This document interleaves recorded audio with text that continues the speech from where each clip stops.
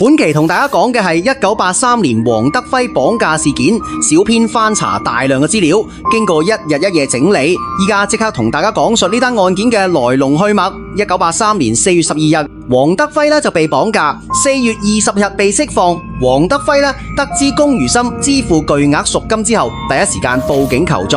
黃德輝同龔如心青梅竹馬，同龔如心結婚之後接掌華懋集團，兩夫妻將家族生意轉型為一家以房地產為主嘅公司，身家數以億計。我哋先講兇徒被捕過程，再講事件經過。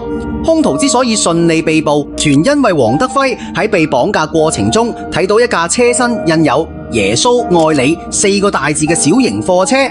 按道理嚟講，綁匪一般都唔會使用有明顯特徵嘅貨車，由此可見，綁匪並非專業做大茶飯嘅人，好可能係第一次作案。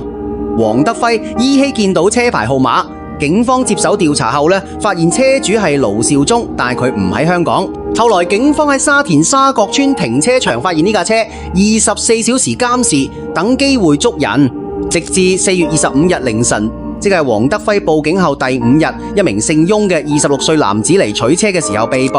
佢話係受人指使嚟取車。警方根據佢供詞去到九龍鑽石山一間木屋拘捕27歲嘅豬農張榮耀。喺屋入邊揾到多把利刀、7萬幾現金同多本存摺。張榮耀供出同黨包括負責招兵買馬嘅葉榮添。葉榮添最後喺台灣台北市被台北刑警嘅包圍擒獲，束手就擒。小編覺得葉榮添以為逃去台灣就萬事大吉，完全冇任何警惕。之後所有被捕疑犯認罪。葉榮添最初判死刑，之後改判有期徒刑15年。其他同黨判監6至10年不等。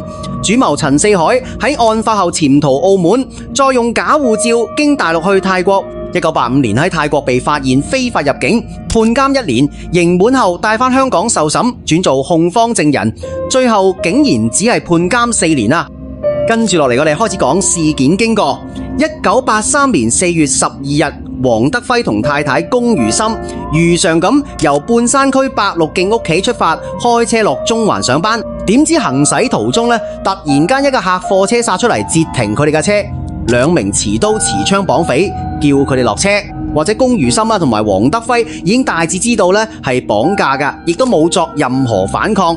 龔如心俾人趕去另一架停喺路邊嘅私家車，黃德輝就俾人押上客貨車，兩部車分頭駛走。私家車上，綁匪對龔如心講：你老公喺我哋手上，佢係生係死就睇你點做。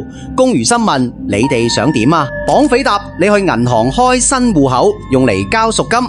開完戶口之後，將戶口號碼登喺報紙上邊，到時我哋會揾你聯絡。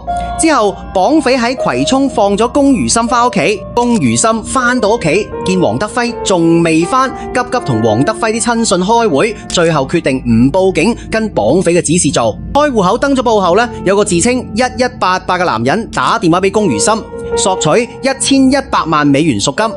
龔如心話啦，如果唔知老公生死啦，佢唔會交錢。綁匪威脅佢話，如果唔交贖金就撕票。之後1188收線，過咗幾粒鐘又再打嚟，叫龔如心去中環地下女廁喺第3格廁所水箱入邊揾一個包裹。龔如心去到發現入邊有黃德輝嘅車嘅車匙綁匪錄音帶，黃德輝俾人蒙眼捆綁瞓喺床上嘅照片。3日後1188再打嚟問龔如心做咗未，龔如心話1100萬美元已按指示存入銀行。第二日1188再打嚟，叫龔如心去金鐘道遠東金融中心揾滅火箱入邊嘅包裹，入邊有黃德輝嘅相片、黃德輝同1188嘅對話錄音帶，仲有台北東台北分行嘅開戶資料。戶口人叫詹秀貞1188，吩咐龔如心將存入嘅款項轉入詹秀貞嘅戶口。到4月18日1188表示錢到咗台灣之後黃德輝就會恢復自由㗎。4月20號下晝4點黃德輝打電話返屋企，話佢已經安全。喺綁架期間黃德輝俾人用布蒙住眼，捆綁手腳，仲俾人逼食安眠藥。佢話自己清醒之後發現喺一間木屋床上，每日只得1小時散步時間，大部分時間都係被捆綁住啦，仲要繼續食安眠藥。屋內有個大雪櫃，原來綁匪將佢塞入雪櫃，方便搬運。到4月20日放人當日，綁匪又叫黃德輝吞安眠藥，黃德輝假裝吞咗，然後偷偷吐出嚟，假裝昏迷。綁匪呢以為佢瞓着，將佢塞入雪櫃，搬落車。之後呢，有人開走個車，黃德輝呢聽到車聲走遠啊，就推開雪櫃門，發現自己呢喺沙田一個地盤啊，附近有架白色客貨車，依稀見到車牌號碼，車身寫住耶穌愛你。佢爬出雪櫃，打電話返屋企報平安，之後搭車返屋企並且報警。綁匪呢班人呢最初呢喺碼頭識，陳四海原本係碼頭工頭，叫搬運工葉榮添幫手揾人搞綁架。佢哋租咗金發大廈一個單位啦。盧兆忠買咗個二手日本豐田旅行車以及一架電單車，方便作案。陳四海仲帶葉榮添去中環雪廠街踩點，查黃德輝作息習慣。動手當日，葉榮添開私家車喺黃德輝屋企附近停車場等。盧兆忠、梁潤福、陳四海喺附近用對講機通風報信。黃德輝揸車出門啦，盧幼全開小型貨車截停佢哋。黃德輝俾人捉上貨車。龔如心俾陳四海帶走恐嚇，唔准報警。之後郭金將黃德輝塞佢入大雪櫃，運返去金發大廈。綁匪用盡手段，最後都俾警方一網打盡。唔好以為有錢就一定安全，綁匪可以為咗錢去做出令人髮指嘅行為。綁匪嘅手法越嚟越殘忍，令人心驚膽跳。大家一定要提高警惕，平時無論係生活定工作都要小心提防㗎喇。遇事要冷靜處理，千祈唔好輕易向歹徒妥協啦。最緊要記住，安全永遠係第一位。唔知大家又點睇？歡迎留言俾我。下期節目再同大家分享其他案件，我哋下期再見。